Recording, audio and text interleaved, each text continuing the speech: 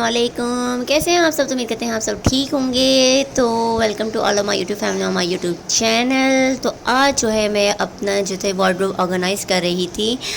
तो मैंने सोचा कि साथ साथ आपके साथ वीडियो बनाती जाऊं, और अगर आप लोगों के दिमाग में भी कुछ टिप्स हो तो आप मुझे बता सकते हैं। और जो मेरी चीज़ें थी मैंने कहा मैं साथ साथ आपसे डिस्कस करती जाऊंगी।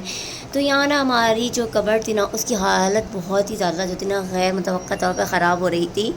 तो इधर मेरी भी, मियाँ जी की भी, और जो है हमारी दोनों कबर्ड्स की हालत जो है ना बहुत बुरी हो रही थी। हैंगिंग वाले ड्रेसेस की भी, एंड जो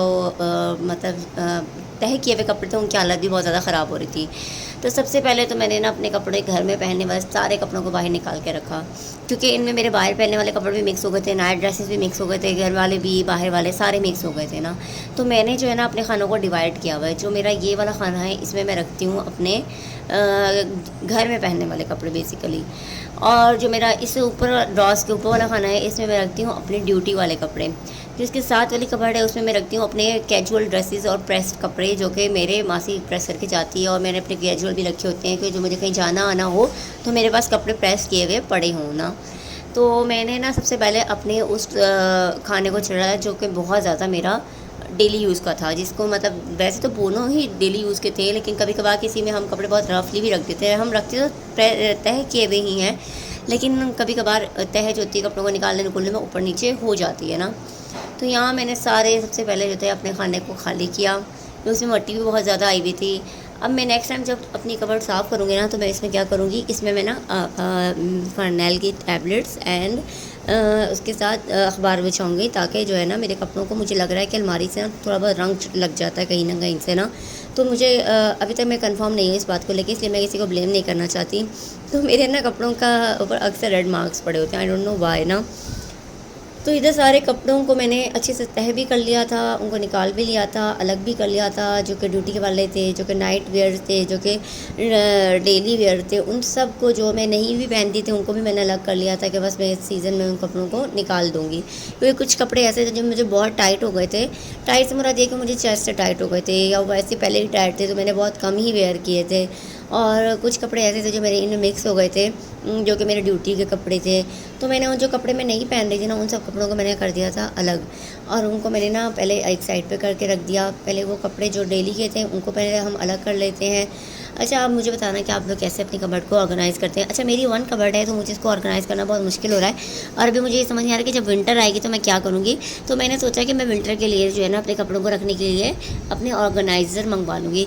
अब जैसे मैं अपने घर होती थी तो मेरे घर में, हमारे घर में जो स्टोर था ना, तो स्टोर के अंदर हमारे बैग्स पड़े होते थे जिनमें हम अपने विंटर के कपड़े डाल के रख देते थे, समर के निकाल लेते थे, समर के डाल के रख देते थे, विंटर के निकाल लेते थे। लेकिन अब जो नया घर उसमें थोड़ा मुश्किल है ना।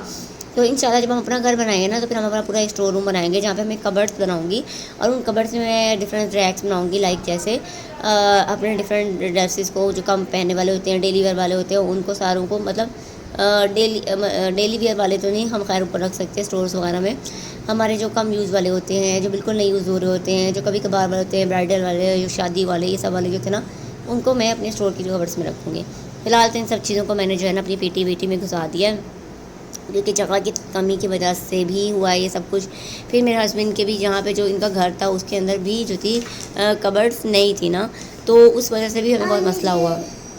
जो ना मेरे भाईजा बीच में आ गया था तो हमारी बात अधूरी रह गई थी। तो यहाँ पे ना असल में ना जो वॉल्स वाली कबर्ड्स होती है ना वो ज़्यादा बेहतर होती है बानिस्बत इन कबर्ड्स के ना।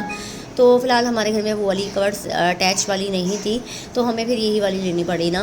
तो फिर मैं वैसे सोच रही थी कि मैं एक जो स्टील की बनी हुई होती है ना कबर्ड्स, टेम्प्रोरी, वो ले लेती हूँ, ताकि मजबूत भी होती हैं और काम भी आ जाएगी बाद में। तो खैर यहाँ मैंने अपना जो था एक खाना जो था उसे सेट कर लिया था। एक तरफ मैंने अपने नाइट ड्रेसेस रख दी थी, एक तरफ मैंने अपने डेली वेयर के ड्रेसेस रख दिया था। अब आ गई थी बीच वाले खाने की बारी भी, जो कि थी सबसे ज़्यादा गंदा और मुश्किल वाला काम, जो कि मेरे ड्यूटी वाले कपड़े थे। क्योंकि ड्यूटी वाले कपड़े ना अक्सर ऐसा था कि दुपट्टा कहीं रख दिया, कमीज़ कहीं रख दी, शलवार कहीं रख, कोई ट्राउज़र किसी के साथ मैच हो रहा होता है, कोई किसी के साथ मैच हो रहा होता है। तो खैर मैंने फिर भी उसको हिम्मत करके खाली किया। और ना क्योंकि ये सब काम जो थे ना आपके वीकेंड पे होते हैं ना, तो मैंने स्पेशल छुट्टी ली थी एक सैटरडे की, लेकिन सैटरडे की छुट्टी मुझे समझ नहीं आया था कि मेरी कहाँ चली गई थी।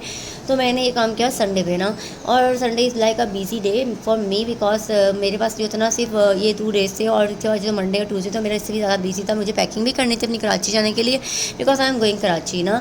तो मैंने सोचा कि मैं ना अपने वीलॉग्स बना के जो सारे हैं उनको अपने सारे आपको दिखाऊंगी कराची वाली, कि मैं कराची में कहाँ कहाँ गई, मैंने क्या क्या किया। वैसे तो मेरे पास इतना ही होता नहीं कि इस दफ़ा मेरे साथ भी जा रहे थे, तो साथ के साथ मैंने सोचा था कि हम ये प्लान करेंगे, लेकिन हम इतना फिर भी हमारे प्लान्स नहीं बन रहे थे, क्योंकि मेरी मम्मा जा रही थी और फिर साथ की भी छुट्टी कम थी। तो हमने सोचा कि नेक्स्ट टाइम का प्लान जो है ना, हम काफ़ी बड़ा वाला प्लान बनाएंगे, ताकि हम जो है ना अच्छा खासा घूम कर आए ना। तो यहाँ जो था मैंने अपने खाने को खाली किया, क्योंकि मेरे अपने इस वाले से खाने में ना ऐसा भी होता है कि कपड़े ना मेरे तमीज़ के साथ फिर भी रखे हुए होते हैं, क्योंकि ऊपर नीचे इसलिए भी नहीं होते कि मैं उनको रखती इसलिए ऐसे हूँ कि मुझे ना टाइम नहीं मिलेगा कबर्ड सही करने का, या नहीं भी मिला तो मुझे मुश्किल आऊँ कपड़ों की ना।